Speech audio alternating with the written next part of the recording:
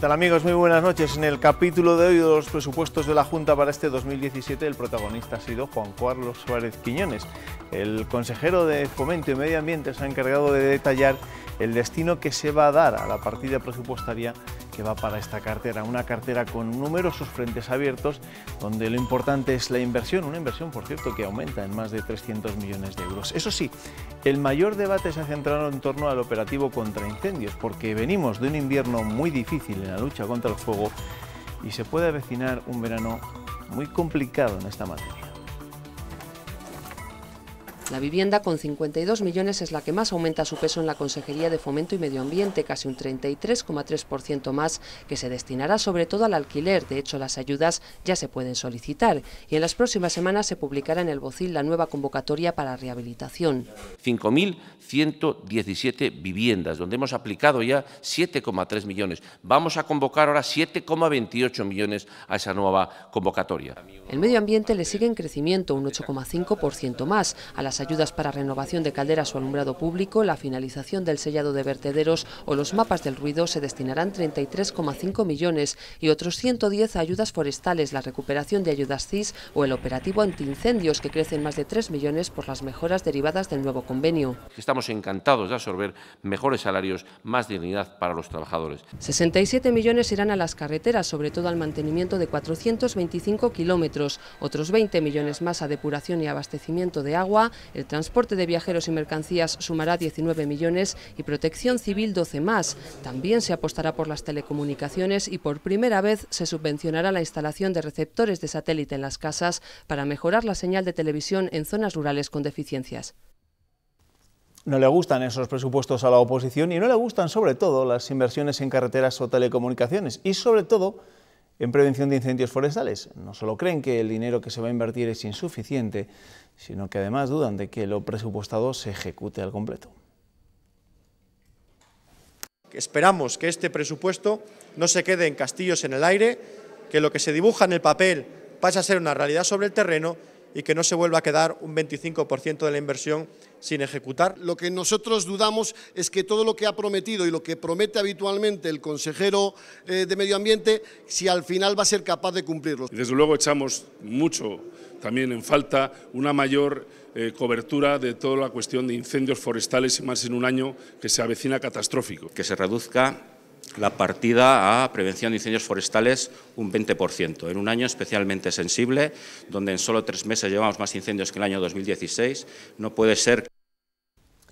Dejamos los presupuestos. Ningún grupo se ha opuesto a la creación en las Cortes de una comisión de investigación sobre las cajas de ahorro, una comisión conjunta que solicitaron Podemos, Ciudadanos y el Grupo Mixto el pasado 23 de marzo. Ahora la mesa tendrá que informar al Pleno de la Constitución y después los grupos designarán a los miembros que la formarán. Podemos quiere presidirla y entre los asuntos que analizará está el fallido acuerdo de integración de las cajas de nuestra comunidad. O nos movemos o nos mueven. Principios de noviembre de 2008, la Junta toma las riendas y plantea un ambicioso proyecto de integración de las cajas en el que ya lleva trabajando un año y que los auditores ven como imprescindible.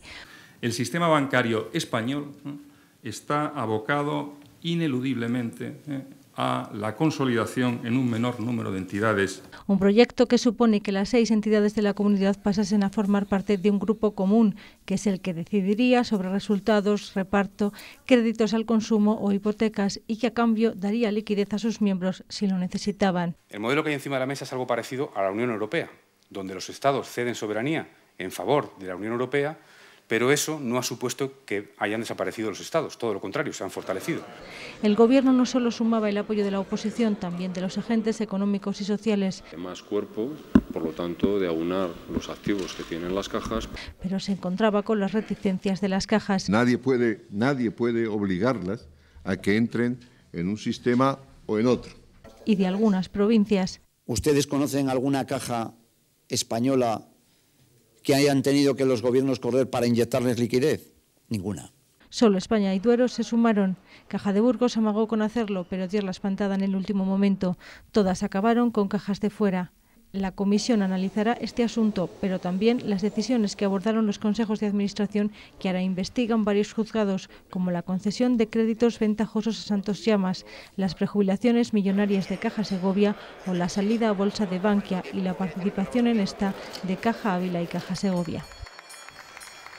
Qué jóvenes éramos entonces cuando se intentaba fortalecer el músculo financiero de la comunidad. Caray, lo que ha pasado y lo que todavía tendremos que ver durante los próximos tiempos, y esta comisión de investigación que se va a poner en marcha en las Cortes Regionales seguro que nos sirve para refrescar bastante la memoria. De ello vamos a hablar esta noche con nuestros tertulianos. Marga Enríquez, ¿qué tal? Bienvenida, buenas noches. Buenas noches. José Luis Martín, ¿qué tal? Bienvenido, buenas noches. Buenas noches, Juanma. ¿Ha pasado más tiempo del que creíais de todo este lío? Hombre, viendo las imágenes es verdad que es un déjà vu, ¿no? No hace tanto, no hace tanto, hablamos de hace 8 años, 9. Sí. Pero han pasado muchas cosas. Sí, han pasado muchas cosas. Sí. Hay estas hemerotecas. Caray que sí. Las vamos a recuperar bastante, la hemeroteca, cuando se ponga en funcionamiento esta comisión. Ernesto, ¿qué tal? Buenas noches. De esto también se ocupan los periódicos. Efectivamente. El norte de Castilla abre su primera con esta noticia. Las Cortes investigarán el papel de los políticos en las cajas de Castilla y León. Podemos, Ciudadanos e Izquierda Unida sacan adelante su plan para examinar qué responsabilidades tuvieron en la gestión de las cajas y ni populares ni socialistas presidirán esta comisión. Diario ABC destaca en sus páginas de Castilla y León la millonaria donación de Amancio Ortega que permite modernizar los equipos oncológicos de la comunidad.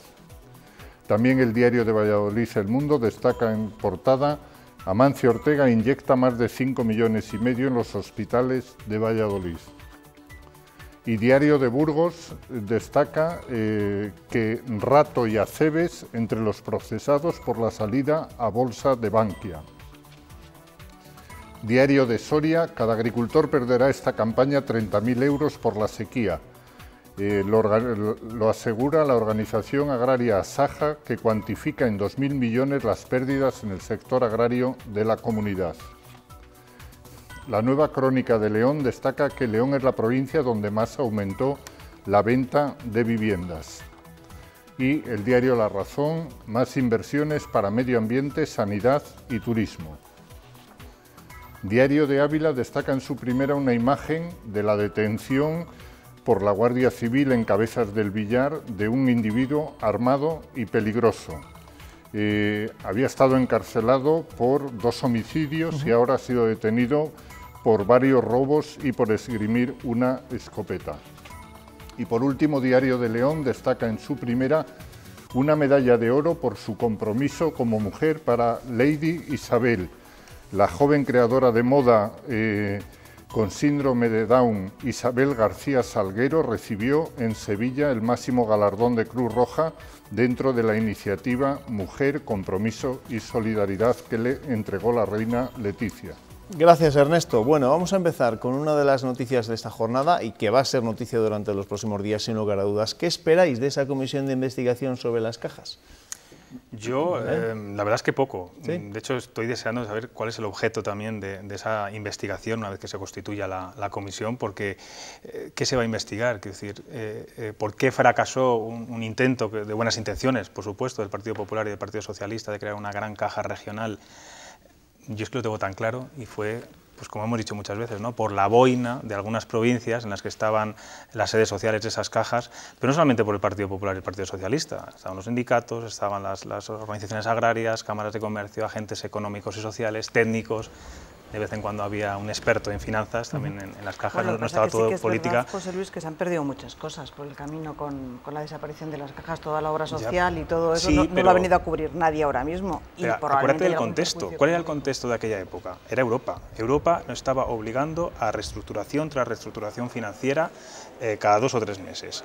Y además, yo estoy completamente seguro que si esa caja regional finalmente hubiera existido, a los 2 o 3 meses una caja nueva, porque Europa lo pedía, lo hubiera merendado, lo hubiera fusionado, claro, lo hubiera absorbido. Quizá el objeto de la comisión no tiene que ser tanto conocer por qué resultó fallido ese intento de unir todas las cajas de nuestra tierra, sino por qué las cajas estaban como estaban y quién las había dejado como las dejó. No, yo creo que el propósito de la comisión es ver si ha habido responsabilidades políticas en la desaparición de todas estas cajas, y yo creo que la ha habido. De hecho, tú lo has dicho, por la boina de algunos políticos de algunas provincias que presidían esas cajas de ahorro, que impidieron, que además es que se lo pusieron complicadísimo a Juan Vicente Herrera, porque los primeros que le dijeron no fueron los suyos, en Ávila y en Segovia. Pero Marga, quien propone el músculo financiero es Juan Vicente Herrera, es el primero que se lo ponen muy complicado. En Burgos. En Burgos, en Ávila, en Segovia, se lo ponen complicadísimo. Yo creo que sí que hay que investigar, claro que hay que investigar, porque esos políticos estaban presidiendo las cajas y algunos de ellos probablemente estén hoy imputados en el caso ¿Tenían o no Bankia. tenían autonomía los consejos de administración de las cajas a la hora de tomar acuerdos? Totalmente. Porque además las operaciones, vamos a poner un ejemplo, Caja Ávila y Caja Segovia... Hasta el punto de conceder a los propios presidentes pero eso es otra cosa, créditos en condiciones bastante complicadas. Eso se está investigando judicialmente. Ahí es donde voy. Es decir, los consejos de administración eran autónomos a la hora de tomar acuerdos. Y avalados además por Europa, por el Banco de España, por las comunidades autónomas. La comunidad autónoma tuvo que, entiendo que no de muy buena gana, avalar cada una de las fusiones que se fueron produciendo, ¿no? Ahora bien, yo creo que lo que hay que investigar, que ya se está investigando judicialmente, es como decías antes en el reportaje, que ha pasado con los créditos de Santos Llamas, las indemnizaciones millonarias de Caja Segovia.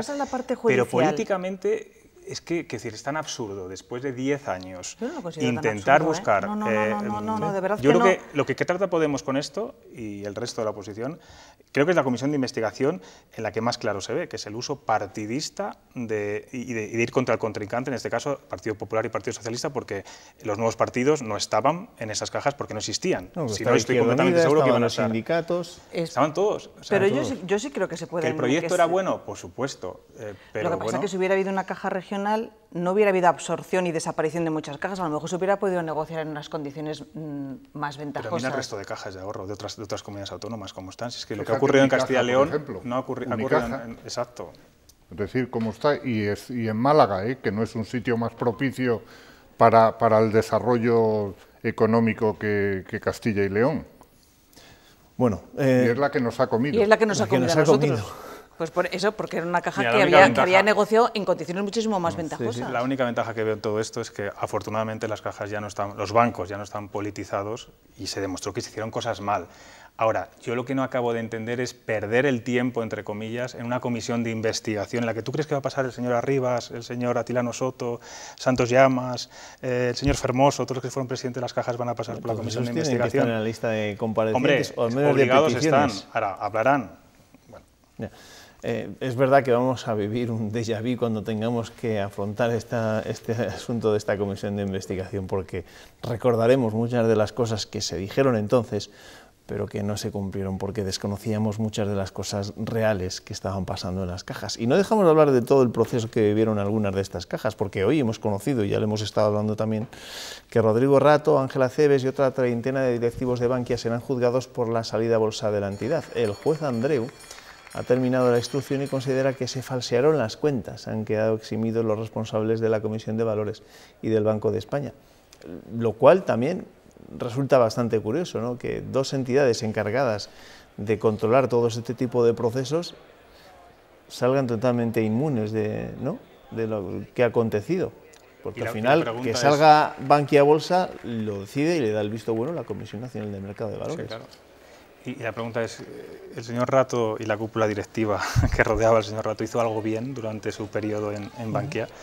Es tremendo, es tremendo. Es decir, que hoy tengamos esa noticia, más allá de las tarjetas Black, la gestión interna que se hizo de ese banco, de ese gran banco, ¿no?, que era Bankia, pues una vez más volvemos a lo de antes, ¿no? La politización de estos bancos pues tenía que estar prohibida hace tiempo, ¿no? Bueno, pero afortunadamente de la guerra que hubo en el Partido Popular de Madrid por Caja Madrid, sí, que es el origen de Bankia. Hubo una auténtica guerra que probablemente muchas de las cosas que estén pasando ahora provienen del intento de Esperanza Aguirre de colocar a Ignacio González al frente de Caja Madrid. Y luego ha habido dos cajas pequeñas que se hicieron unas fotos estupendas, los presidentes, al lado de Rodrigo Rato, que probablemente ahora otros se quieran borrar de la hemeroteca, y que yo no sé si exactamente hoy están entre los 34, entre la relación de los 34... Sí. No sé si Atilano Soto, Agustín González... Agustín González aparece en la relación, eso sí que lo había comprobado. Atilano Soto, que también le veíamos antes en esas fotografías, no sé si está o no está.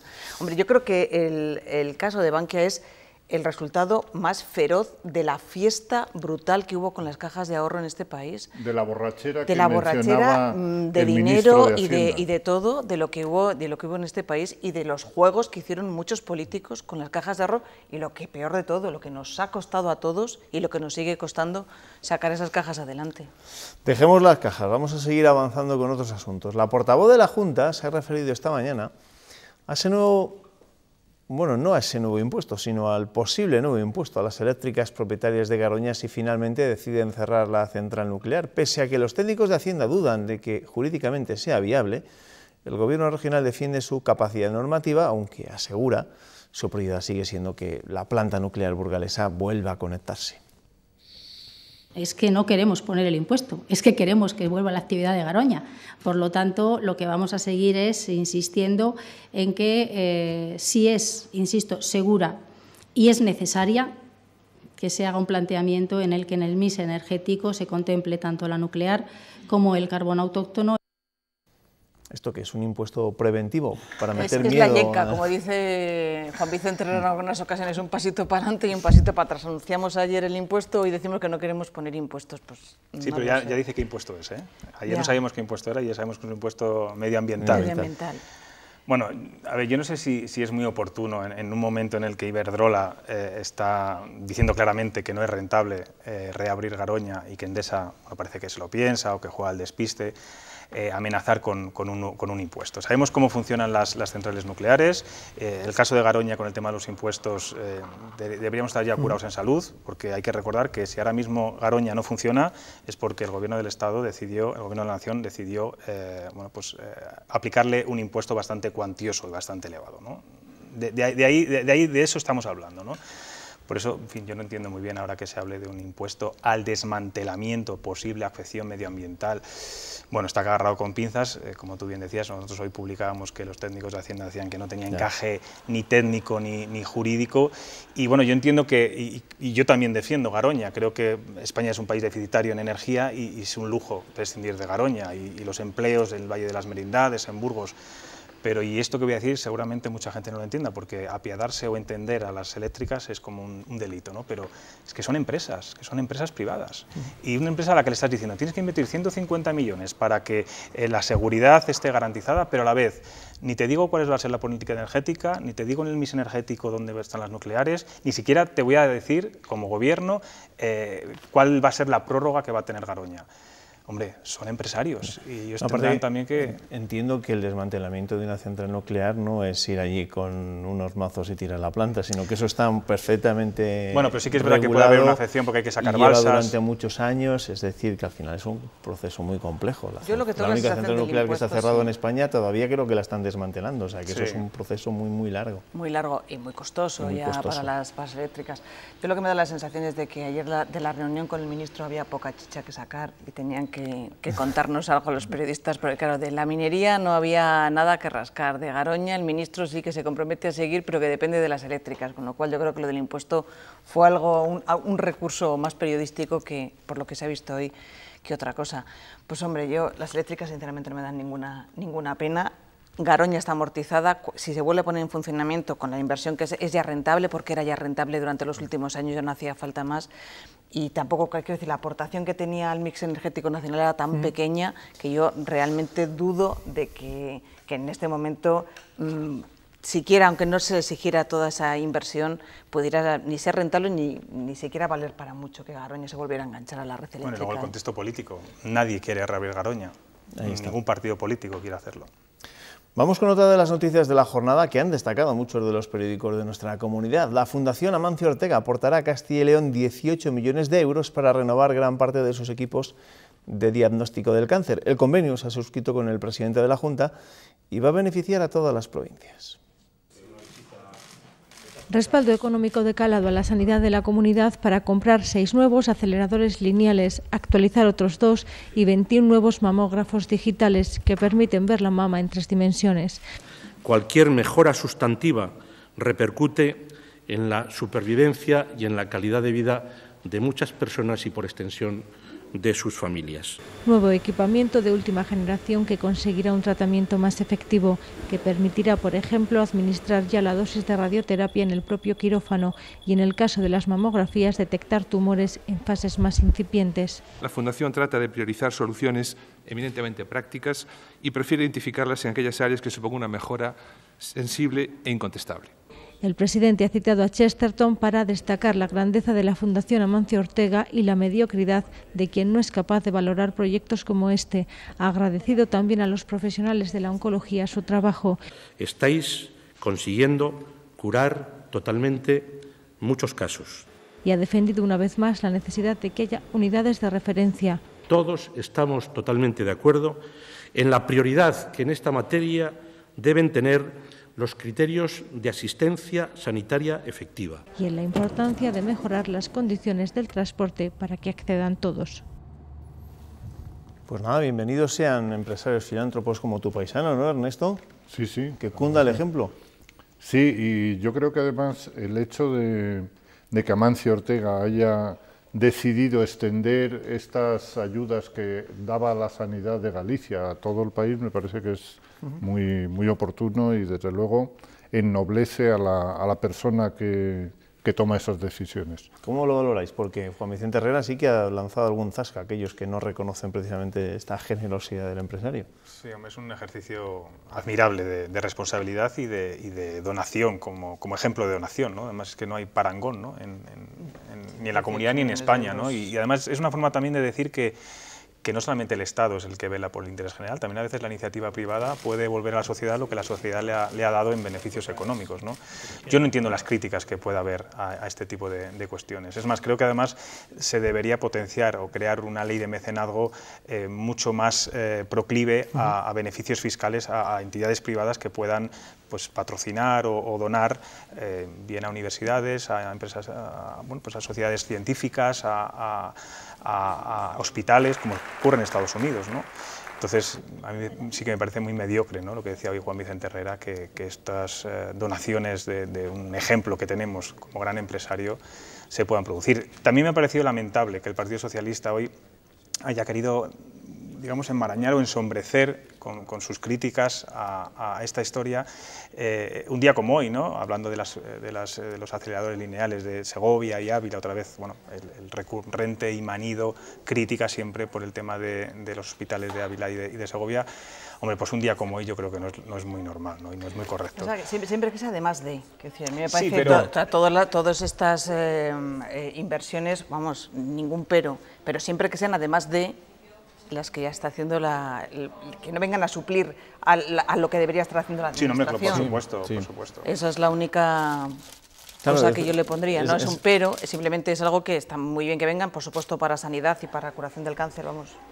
Todo lo que haya será poco, pero siempre que no vengan a suplir la inversión que debe hacer la Administración en estos casos. Es verdad que la Fundación Amancio Ortega ha venido un poco a aliviar la situación por la que está atravesando últimamente el consejero de Sanidad, que no está teniendo precisamente un buen año con un montón de frentes abiertos, ¿no?, en temas sanitarios. Es que yo creo que había ido salvando con bastante habilidad durante la crisis el consejero de Sanidad y ahora se le está complicando todo un poco. El hospital de Burgos les va a dar muchos quebraderos de cabeza. Yo creo que por muchas razones, no solamente por la comisión de investigación, sino por muchas más razones que puede tener alrededor, y luego pues que, claro, no hay dinero a lo mejor, y incluso médicamente, lo que decías tú de los aceleradores en Ávila y en Segovia, igual no son muy recomendables, pero claro, hay que entender también a los pacientes que están haciendo miles de kilómetros todos los días para recibir un tratamiento que es tremendo, el tratamiento en las condiciones en las que van y en las condiciones en las que vuelven. Cuando lo pueden tener en casa es lógico que lo estén reclamando. Sí, lo que pasa es que, bueno, ellos avalan siempre en esos criterios técnicos, lo que pasa es que hacer política a veces es saltarse los criterios técnicos, ¿no? Nos saltamos los criterios técnicos con los 4 niños por aula porque consideramos que es bueno que haya 4 niños por aula porque si no se nos despoblan los pueblos, pues a lo mejor es bueno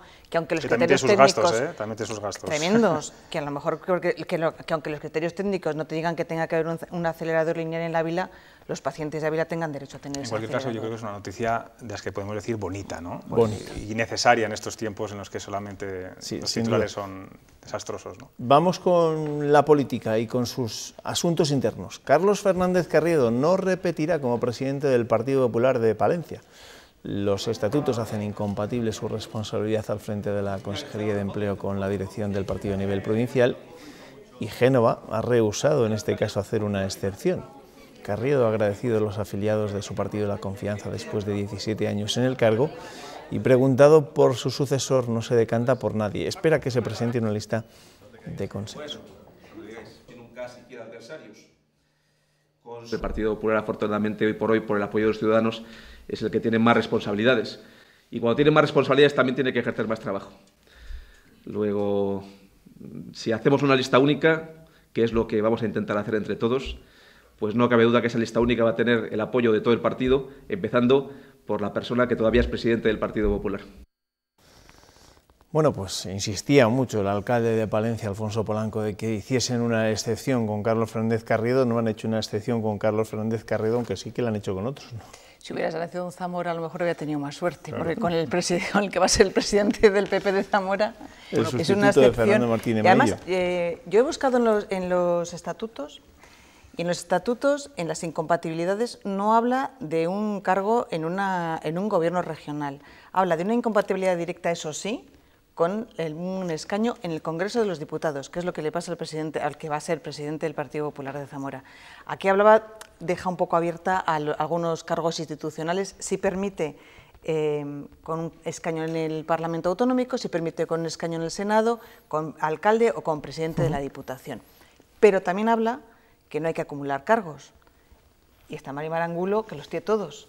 Es decir, que ahí hay excepciones que se están permitiendo. Creo, por matizarte, que en el caso de Barrios, el futuro presidente del PP de Zamora, diputado, sí que se presentó una enmienda por la cual se decía que podía ser transitorio, quiero decir que el señor Barrios, si es presidente provincial del PP, durante un tiempo puede serlo, pero llegado un momento el Comité Ejecutivo Nacional puede quitarle el cargo de ser...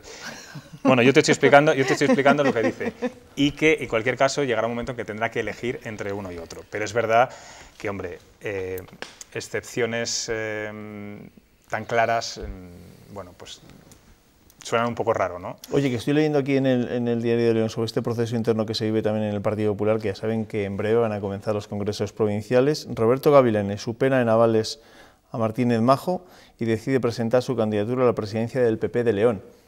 Con primarias en León no se contaba, ¿no? No. Hombre, en principio. No. Una vez que hay una lista entre, es decir, Silván y Majo, en fin, están todos a una. Es verdad que Gavilanes, se habló mucho de él porque era el sector crítico del Partido Popular en León, algunos le llaman carrasquista, no sé si a tanto, pero de luego que sí es una sorpresa, ¿no? Es que puede haber también en Palencia, no nos olvidemos que todavía hasta mañana a las 8 de la tarde están abiertas las posibilidades. Yo creo que esa imagen que hemos visto ahora en la que estaban todos, incluso Milagros Marcos, trataba de mostrar esa unidad que puede haber en el PP en torno a Ángeles Armisen. En torno a Ángeles Armisen, incluso a Alfonso Polanco. Hay una concejala de Palencia por ahí que también se está dejando querer. Bueno, que una opinión de 20 segundos solamente. Ya sabéis que en el Congreso se ha aprobado, con la abstención del Partido Popular y de RC, exhumar los restos de Franco del Valle de los Caídos. Pues que no va a valer para nada, porque es una proposición no de ley. Sí, al final la última palabra la sigue teniendo el gobierno. La va a meter en un cajón porque no es vinculante, porque no es obligatoriamente desde un punto de vista jurídico, solamente político, y entiendo que no se va a hacer. Me ha llamado la atención que se haya abstenido el Partido Popular. Yo es que creo que en este caso es que me da la sensación de que no se cumple lo de que el tiempo pone las cosas en su sitio, porque yo creo que los restos de Franco se los deberían dar a su familia, que es algo que no ha permitido él con millones de personas o con miles de personas están todavía en las cunetas, y dejar ya... Yo creo que alguien va a tener que tomar la decisión. Ahora o dentro, igual nosotros no lo vemos, no lo sé. Alguien va a tener que tomar la decisión de sacar de ahí los restos de él y de José Antonio, que están ahí los dos. El Partido Socialista gobernó durante 8 años, pudo haberlo hecho, y en la ley de memoria histórica no se incluía. Pero es un bocadillo al que nadie quiere comenzar, yo creo. Nos marchamos, luego seguiremos hablando después de la publicidad acerca de este asunto. Gracias, Marga, gracias, José Luis. Nos vemos. Que os vaya bien, Ernesto, que te espero el lunes. Hasta el lunes. Hasta el lunes. Enseguida volvemos con más cosas.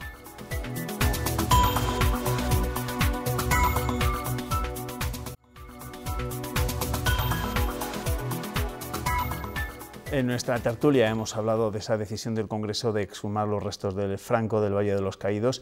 Es este el primer asunto por el que le voy a pedir opinión a mi invitado de esta noche. Es autor del libro ¿Por qué España? Una historia simbólica, Su nombre es Ignacio Merino. Ignacio, ¿qué tal? Bienvenido, muy buenas noches. Buenas noches. No sé si la percha está cogida un poco con alfileres y aprovechar lo que ha sido hoy noticia en el Congreso de los Diputados para preguntarle a usted sobre un libro que tiene que ver con la historia, con los símbolos de nuestro país, pero al final, ¿cómo valora usted, que aunque no es historiador, sí que sabe mucho de historia, esta decisión que se ha tomado hoy en el Congreso?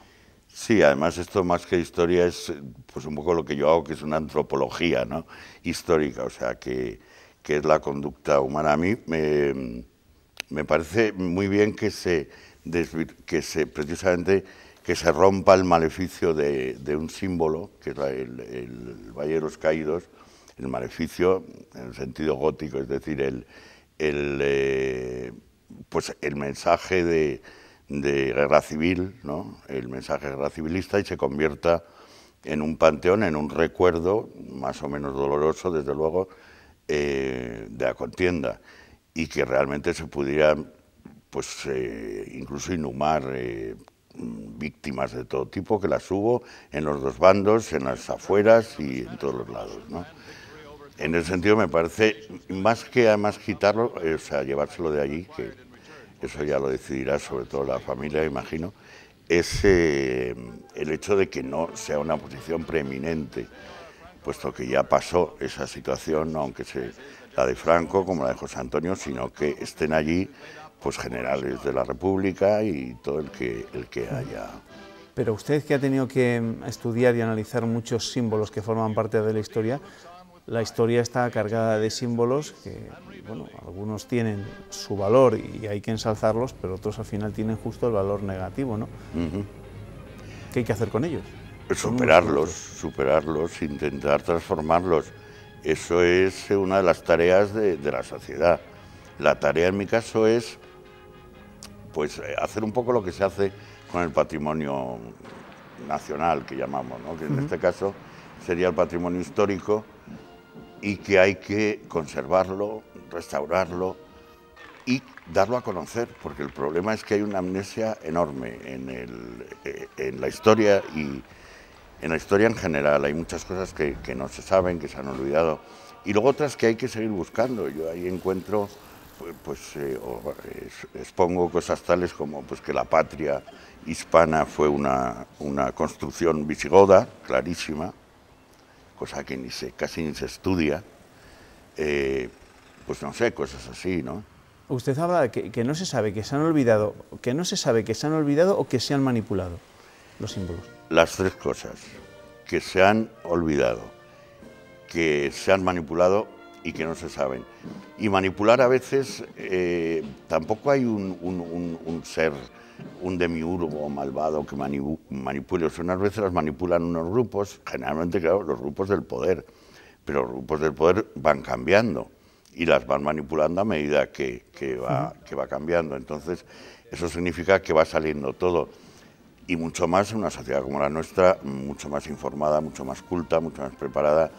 Hoy, uno de los grandes temas simbólicos que quedan quizá en España es el 98, la famosa crisis de 1898, ¿no?, que no fue una crisis social en absoluto, que eso ha sido un mito que ha quedado sobre todo por la literatura y por la generación del 98, pero a la gente no le influyó, como decía ya Pío Baroja, como se creen, y hubo esas lágrimas, entre otras cosas porque es que eran solo Cuba y Filipinas, después de que se había independizado México, Argentina, o sea, grandes naciones. No íbamos a ponernos a llorar al final, ¿no?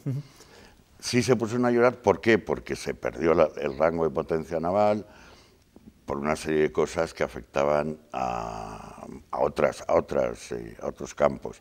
Entonces, eso se está viendo de otra manera ahora.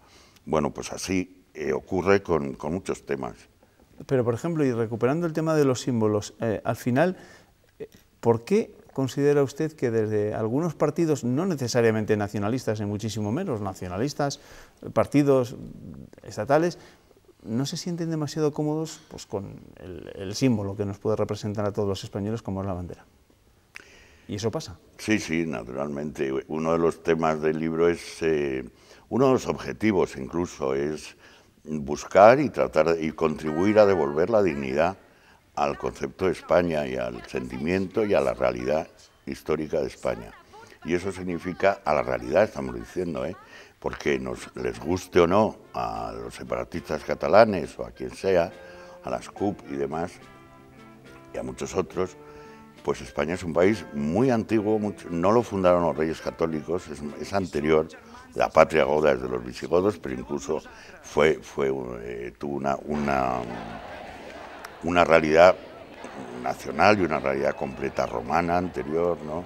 Tiene unas raíces celtíberas muy fuertes, y precisamente porque está además delimitada en un símbolo que es el primario, físico, que es el perfil geográfico, el contenedor, clarísimamente, y además que es muy bonito, así empieza el libro, porque ofrece los dos mundos, el mundo atlántico y el mundo mediterráneo, el mundo brumoso,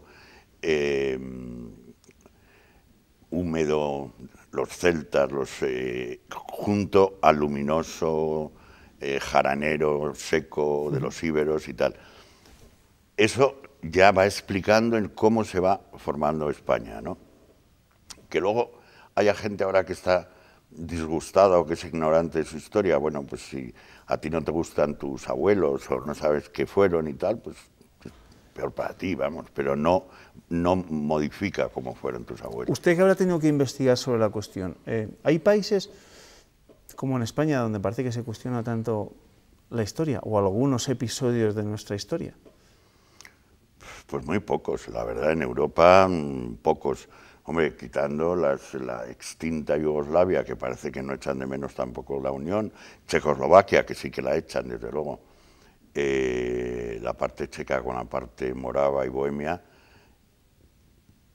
Lo de España es una cuestión excepcional completamente. Ya en una de las citas del libro, que es la famosa esta de Bismarck, que es muy divertida, ¿no? Que dice: España es la nación más fuerte del mundo. Lleva siglos queriéndose destruir y aún no lo ha conseguido. No lo ha conseguido. Y esto en el siglo XIX todavía, en el siglo XIX. Bueno, pues este libro ahonda mucho en eso, no va simplemente de eso, y además yo lo que quiero también establecer es la diferencia en la unidad, digamos, y la diversidad. Hay una patria y distintas patrias, pero es que es muy sencillo de entender, es como el barrio Sésamo. Tú perteneces a tu familia, a tu incluso barrio, ciudad, comarca, región, país, nación y Unión Europea, por no decir ya luego humanidad y planeta Tierra. Y todos esos círculos concéntricos es lo que eres tú, como un árbol, como una manzana, como quieras verlo. Y no tienen por qué entrar en conflicto unos con otros. Si entran en conflicto es porque hay una enfermedad. Ya, pero, ¿qué culpa puede tener la historia y los propios símbolos a la hora de crear precisamente esta situación en la que en España haya tanta gente que se sienta diferente y lo haga en base precisamente a eso, ¿no? A que consideran que tienen unos símbolos que no tienen nada que ver con los del resto? Sí, bueno, es que aquí los símbolos no solo son esas cuatro cosas que identifican una identidad. Yo no hablo de las banderas y de eso, son cuestiones simbólicas tanto en fenómenos históricos como en personajes. El Cid es un símbolo, Roger de Flor es un símbolo. Hay, claro, los fuera de Cataluña nadie se identifica con Roger de Flor ni saben quién es, y en Cataluña es un héroe nacional, ¿no? Pero bueno, pues eso es un juego simbólico porque son culturas convergentes. Lo simbólico, los símbolos aquí nos ayudan, es un instrumento de comprensión y de análisis. Nos ayudan a entender más el mensaje que desprende la historia a medida que se va desenvolviendo. Yo no sé si, la culpa que puede tener la educación o el sistema educativo en nuestro país a la hora de no saber trasladar a los alumnos, a los jóvenes, la importancia de esos símbolos. Y el que aprendan, no voy a decir a querer esos símbolos, pero al menos sí a respetarlos, y no, como ha ocurrido en algunos casos u ocurre en algunas regiones, directamente a despreciarlos. Sí, pero insisto que mi simbología no se trata de los símbolos que generalmente se dicen, los símbolos de España, la bandera, no sé qué, el escudo, no, es mucho más que eso, es lo simbólico, el mundo de lo simbólico, como, es que bueno, hay que verlo en el libro, claro, porque dicho así en general a lo mejor pues no se entiende, los símbolos como vehículos de conocimiento, como instrumento de comprensión, pero ¿no? de la patria goda, la patria hispana, por ejemplo, un símbolo al que llegan los visigodos.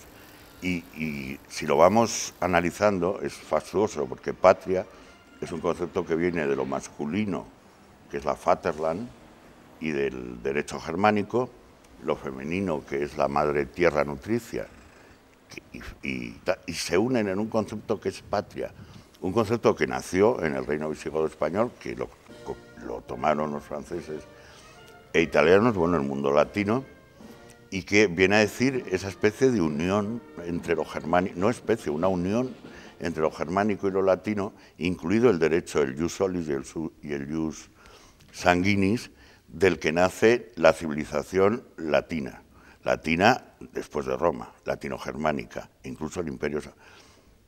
Y hemos cogido un símbolo, un concepto simbólico. Luego hay muchos. Bueno, pues ese libro, autor de ¿Por qué España? Una visión simbólica de la historia, que ha escrito un paisano, un vallisoletano, Ignacio Merino, y que esta misma tarde ha sido protagonista de la Feria del Libro de Valladolid. Ignacio, gracias, suerte con el libro, por supuesto. Muchas gracias. Gracias y buenas noches.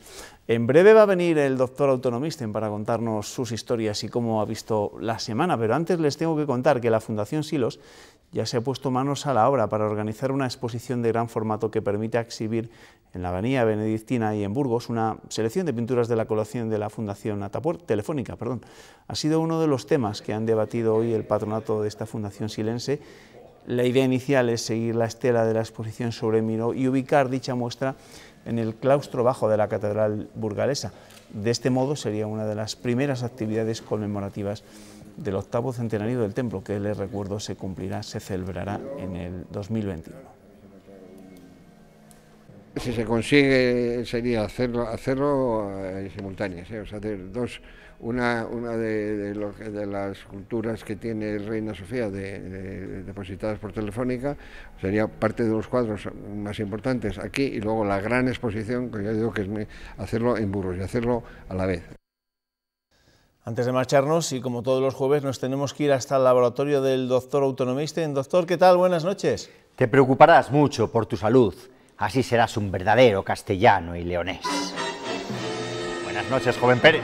¿Qué tal, doctor? Buenas noches. ¿Cree usted que somos un poco hipocondríacos o qué? La salud es lo que importa. Por eso siempre hemos pedido salud a San Pancracio, o hemos recurrido a San Blas para los dolores de garganta. Le recuerdo, San Pantaleón protege de los dolores de cabeza y San Roque de la peste.